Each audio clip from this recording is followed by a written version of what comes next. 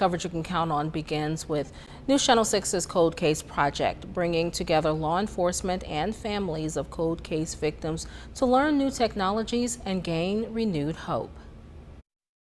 It's only one way to come into this world, but it's a lot of ways that we lead the world. Families featured on News Channel 6's Cold Case Project came face-to-face with law enforcement over brunch. Another type of DNA that we work with is touch DNA. Are you familiar with touch DNA in terms of when you touch an object, especially an object that has a more abrasive surface, your skin cells rub off on that. One of the best surfaces that we work with is the handle of guns. The Georgia Bureau of Investigations, with its 15 regional offices mostly working on violent crimes, some of them cold cases, and Augusta's FBI also sharing. While they get called by local agencies on cases, victims can request them too.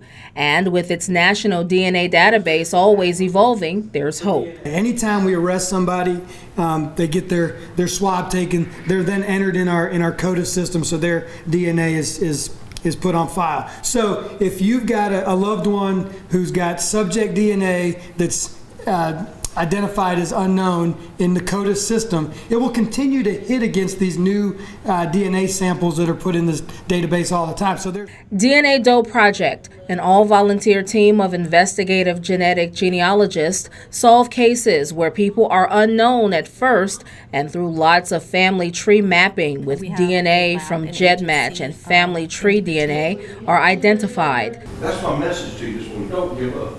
And then there's the CSRA's Project Drew. Founder Andrew Cato turned the pain of his missing and murdered son into success stories for others. When somebody goes missing, you contact the police and you say, hey, I've done everything I know to do, right? No. Robin Reeves, Travis Smith, Daquan Hines. With a flame still ignited and hope never fading, families shared. These are my sisters, Jeanette and Annette Millbrook. They've been missing we're coming up March the 18th. It'll be 33 years. They're not healthy. So, I'm mama. I'm gonna do it. He was murdered. He was standing outside with a female companion when two men walked up to him and shot him. And that is all we know. This is my mother. She went missing when I was a sophomore in high school. This year will be 9 years. It's a daily struggle. I wonder why. He never got to live his life. He was all 17. To this day, I can hear her sometimes.